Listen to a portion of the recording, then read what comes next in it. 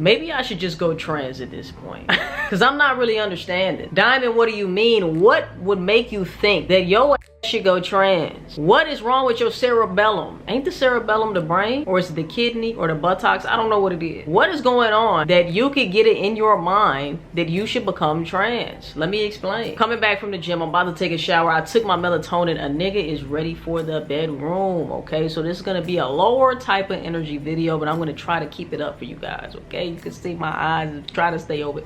Damn near got my eyes closed. One shot, two shots, I'm gone. Since I was little. Look, I've always been a tomboy, right? Always been a tomboy. Always like to dress in baggier clothes because I like to feel comfortable. Even nowadays, I would rather have on sweatpants or basketball shorts. I just love being comfy. I remember this one time at band camp. Well, it's not band camp. I never went to band camp. One time in band class, I had this teacher called Mr. Harris. His name was Mr. Harris. Shout out to Mr. Harris, man. I hope he's still alive. I hope you're still doing your thing, man. Super cool ass fucking teacher. But Mr. Harris traumatized me. What grade was I in? Was I in 5th grade, 6th grade? Maybe 5th or 6th grade. I can't really remember, y'all. But I was in band and I used to play the clarinet. I don't know why the fuck I chose the clarinet. Probably because the only other instrument I wanted to play was something that my parents would not allow me to play, which is the drums. They were not having that shit.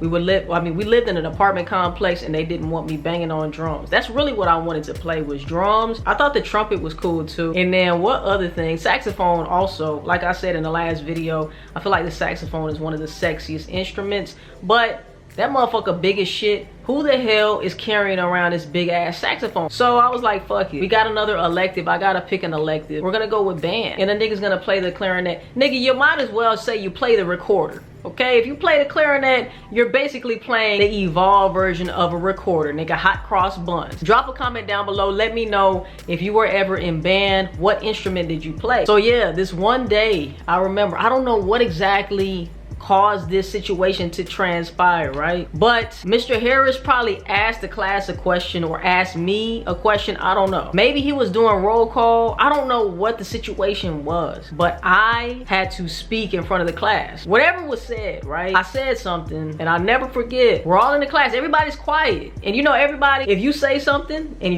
the teacher is talking to you, everybody's focus is on you. Mr. Harris says, damn, you got a deep ass voice. You sound like Tony Braxton. Whole class is laughing at me at this point. I thought I had friends. Nigga, they all laughing at me. Where my friends at? Y'all all gonna laugh at me? So as a kid, this was traumatizing because I feel like as a kid, the only world that you know is the world at home and the world at school. And as a kid, certain shit affects you in an irrational way that it wouldn't affect you as an adult, if that makes sense, right? So the whole fucking class is laughing at me, bruh. So everybody think, yo, so y'all must agree. So everybody's in agreement that I sound like Tony Braxton. So that was the first time that I felt insecure about my voice. I never saw myself as having a deep voice. I still don't think that I have a deep voice. I feel like at some moments my voice can get deep, you know, especially if I'm going to sleep or I'm waking up. But on a normal, I don't feel like my voice is that deep. Even some films have a deeper voice than me. So why you would say that I got a deep voice and sound like Tony Braxton? This has happened to me over the course of my lifetime, man. I'm talking about everything from call centers to drive-thrus. When they could pull up at the Chick-fil-A. Yeah, can I have a spicy chicken sandwich with pepper jack cheese and extra pickles? Polynesian and ranch, 2 of each, please.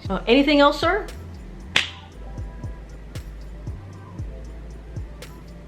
And then I get to the window and they're like, oh, that's not a sir. Call centers that I've worked at too, either QA or the supervisor, you know how they review your calls when you work at a call center?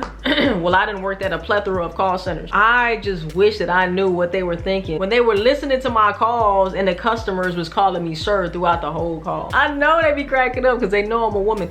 And also, if I say so-and-so and so-and-so, my name is Diamond, how can I help you?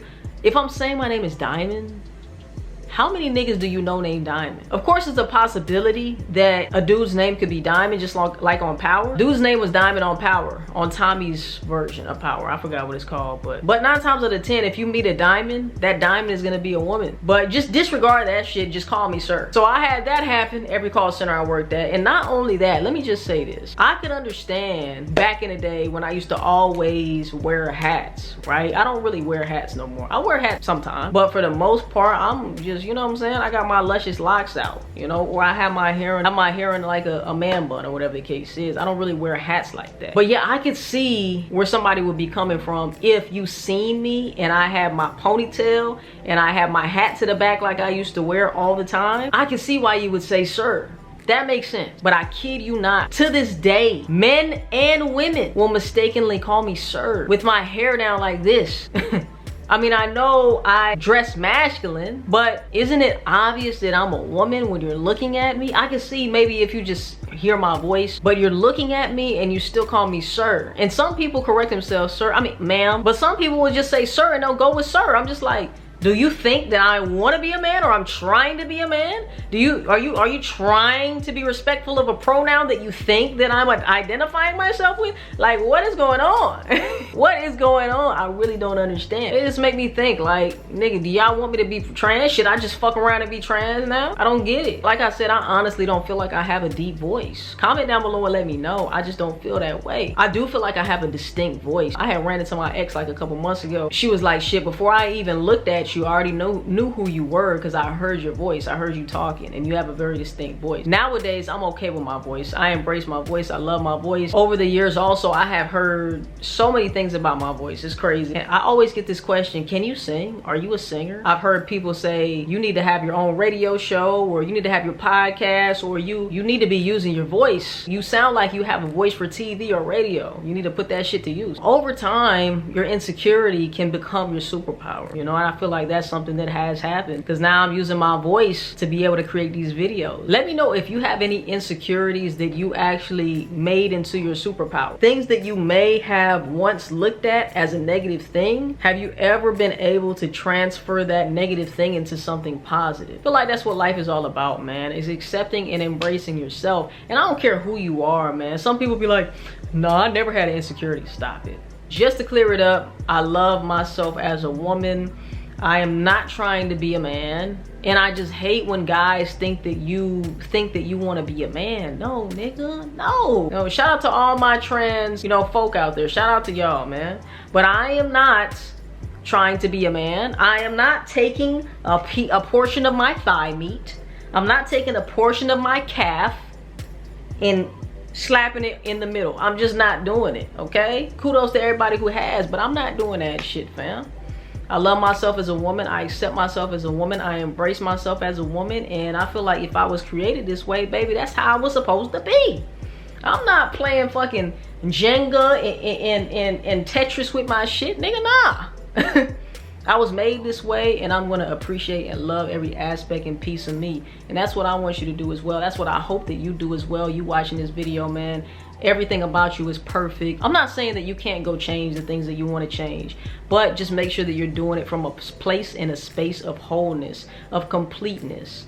Nothing wrong with doing what you want to do, you know? Nothing wrong with getting the BBL, or nothing wrong with going to get plastic surgery, or nothing wrong with slapping a peen right there, you know what I'm saying? Nothing wrong with that. But just make sure that you're doing it not to... How can I say this? How can I say this? Just make sure that you're doing it from a space of wholeness and completeness. And the reason why I say that is because if you're trying to do this surgery or do this thing to make you feel whole and to make you feel complete, or to make you feel a sense of security if you're not already secure, what happens when you do that surgery and it still didn't work? You're still insecure, or you still don't feel whole, you still don't feel complete. Now you're really fucked up mentally, physically, and everything else. That's all I'm saying. So is it really worth it, or should you do the inner work? Should you do the inner work to where doesn't matter what happens, you're already whole and complete as is? I'm so tired right now, y'all. I am so sleepy. I take melatonin gummies because me going to sleep is so hard, man. It's so hard for me to go to sleep. You know, like, I'm thinking about my dog, but do you have a dog? He tries so hard to stay up with you. Or maybe if you have a kid, all the parents that got kids, you have a kid that tries to stay up as long as they can. Like, I was always that kid. As a kid, I used to always try to stay up with my pops or stay up with my mom as long as I could, man, because I felt like, not that I didn't want to miss anything, but I always had the mindset I'll sleep when I die, which I know that is just unhealthy because we do need to go to sleep. But I feel like as long as I still get at least 7 hours of sleep, I'm Gucci. Whether I wake up at 10 a.m. or I wake up at 2 p.m., as long as I get my 7 hours, that should be fine, right? I'm super tired though. I'm super fucking tired. I am ready to get in the shower so I can lay it down. I'm ready to lay it down. I'm ready to lay it down, man. But anyway, why do I feel like I'm missing something? And I feel like I'm gonna be so mad that I forgot what I was gonna say. I don't know. Feels like I'm missing something, but we gonna get off of this video. Oh my god, I'm so sleepy right now. What time is it? I think it's like 3, it's gotta be like 3:15, 3:30 in the morning. So it's about that time, man. So Tony Braxton is checking out. I'm gonna see y'all in the next one.